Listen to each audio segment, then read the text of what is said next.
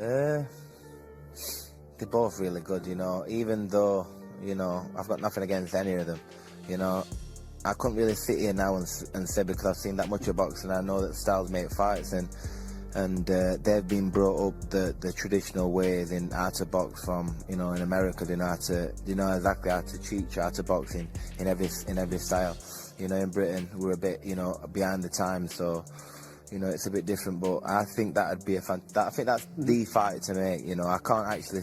You know, even though he's stopped me tonight, Terence, I can't sit here and say he would do that to Spence or he'd beat Spence. You know, it'd be a fight still that everyone needs to see.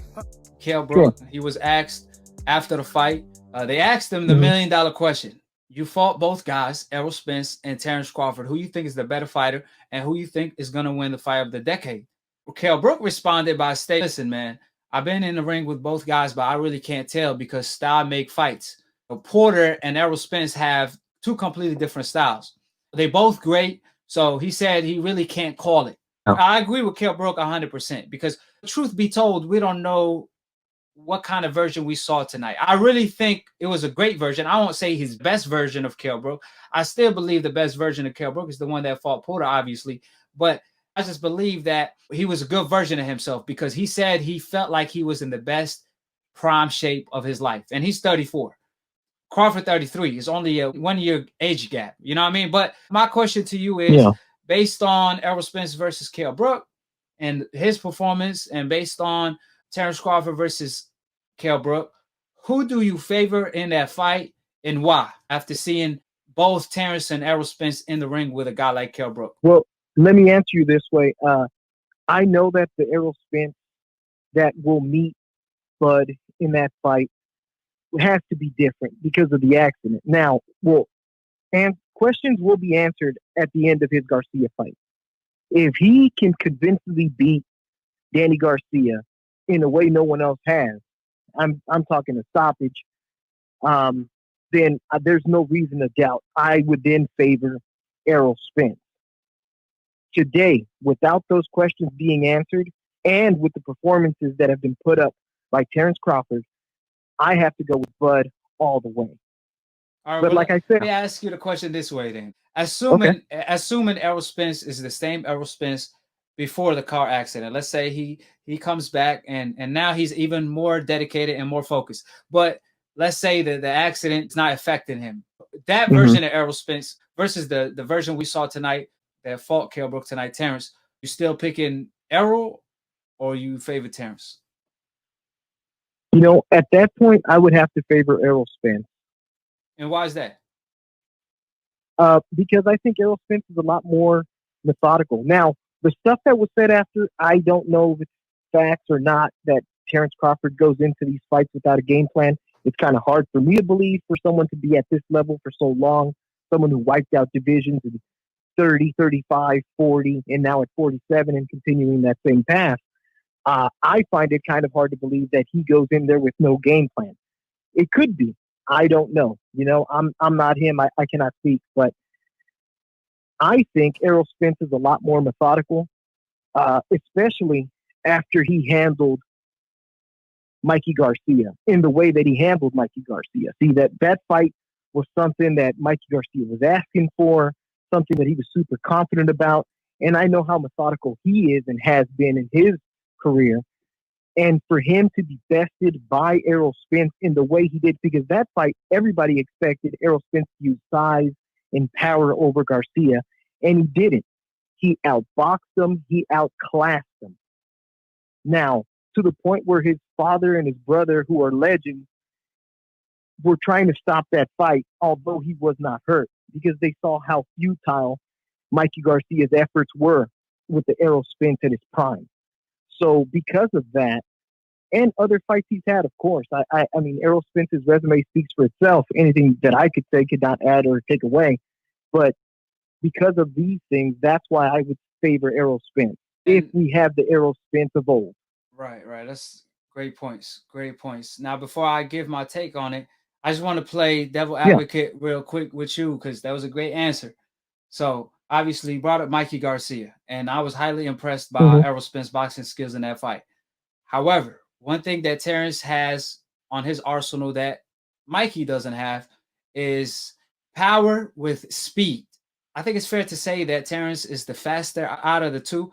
And I'm even talking about Errol. I think Terence have better hand speed. He gets from point A to point B, he got faster hands. Having that in mind, you don't think speed plays a big role in a fight like that? Oh yeah, oh yeah. Speed plays a really big role. But if you look at Errol Spence in his fights, you know that his timing is also up to par. And we all know that timing kills speed, just like power is killed by speed. Right. You know what I mean? And So Brook there's a displayed that. different side to each coin there. Yeah, it's a great point because Brook displayed that early on. Obviously, Terence was still making adjustments, but Brook displayed that he was disrupting Terence with his timing, you know, especially that jab. One thing, Errol Spence. Oh yeah. One advantage Errol Spence has on his side is that he's a southpaw. We haven't really seen Terence fight someone at this level that's a southpaw because, see, I'm telling you right now, Terence really frustrates a lot of his opponents when he switched southpaw. When he switched southpaw, that's a puzzle that's very hard to solve for a lot of fighters. And Kell Brook, you saw him kind of fold as soon as Terence switched southpaw on him. But with Errol Spence, because remember, you know, Kell Brook tonight, he was catching Terence with the jab. And Gamboa had success against Terence kind of the same fashion. Yeah. Yep. So it wasn't until Terence switched southpaw, he takes a lot of his opponent's attributes. He takes his opponent's best attributes away right away. So when it comes to Errol, he's a southpaw.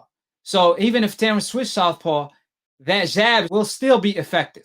This is my humble opinion. I think Terence fights better off the southpaw position than he does off the orthodox position. I think he could fight off the orthodox position, don't get me wrong, but I think his P's and Q's is his southpaw position. We've seen him in the sport of boxing fight off the southpaw position, I could say 70% of the time at least, you know.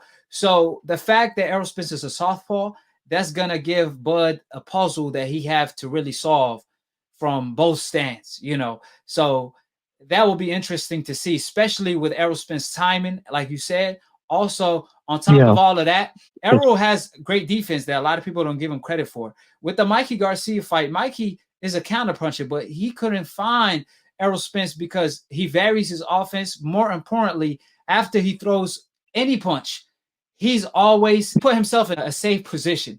I don't care if he leans on his opponent. It don't matter what Errol does. He always in a safe position, and he's offensive while he's doing it. So I'm intrigued to see how the fight going to play out with Terence because obviously Terence is a great body puncher. Terence is a great counter puncher to the body. Errol Spence is the best body puncher in the game, period. So just the attributes, they have too much attributes. You know what I'm saying? That's why this fight, you really don't know who to pick. It's a 50-50 fight. I say this, it's going to be the fight of the decade for sure. But yeah, any last thoughts on that before I let you go? Yeah, my last thought on that is this. Like you mentioned, Gamboa had success early. Kell Brook had success early. My thing is if Errol has success that early, we know that he also has that killer instinct that maybe these guys lack. Gamboa, you've seen him gas out time and time again. So maybe he had a good start, gassed out. Kell Brook, you know, there was a long period of time. He also has his problems. You know, had a really good start, got caught. That was the end of the fight there. Now, will Errol have enough early to end it while, you know, Bud is still trying to figure him out? That's going to be the big deciding factor in that fight because we know that the talent levels are both there. We know the power's both there. We know where their skills and their attributes and everything has brought them to where they are. Now, the difference will be who executes it better and at what point in the fight. If Errol makes it an early night and Bud hasn't figured it out, well, then that'll be a slow night. It'll be a clear, decisive victory that way. Now, vice versa, if maybe Errol doesn't, you know, get going and Bud figures him out, then that'll be that. But it's really going to be a toss-up fight. And that, you know, that's the best thing you can get in boxing. You know, I don't like to watch a fight where I'm expecting someone to win.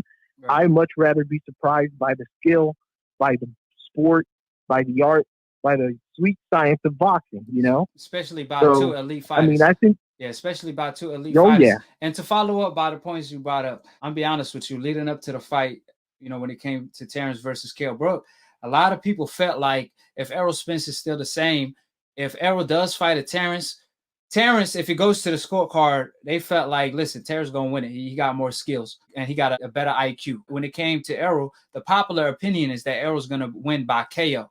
However, I really don't see it that way. I could see Errol winning if it goes to, a decision, if it goes 12 rounds. I could see Errol Spence winning a decision because he got the work rate. Oh, most definitely. He got the stamina. Yeah. He got the output to out-punch Terence. He could punish him on the rope, so on and so forth. So I could actually see Errol Spence winning by decision. However, the popular opinion is that Errol Spence could win by KO. I could also see Terence Crawford winning by KO because a lot of guys you brought up earlier, like Gamboa, Kell Brook. Now, Gamboa, obviously, he got hurt. I don't know if he started gassing out. I think the body work that Terence was investing pretty much broke Gamboa down because Gamboa have a high work rate as well. And when it came to Kell Brook, it was only the 4th round. So it was actually Terence power that got the job done. He's one of the hardest punchers in the game. And he could definitely hurt Errol Spence as well. But the only thing that separates Errol is that he have a great chin. On top of having a great chin, the best chin in boxing is the one that don't get hit. And Errol Spence, he got a really good defense. Even when he throws punches offensively, he's very calculated with his defense, and he always put himself in a great position. So you have to have ultra instinct defense to avoid Terence for 12 rounds because of his speed and power. And I really think Errol is that guy. If there's anybody that could beat Terence, it will definitely be Errol Spence.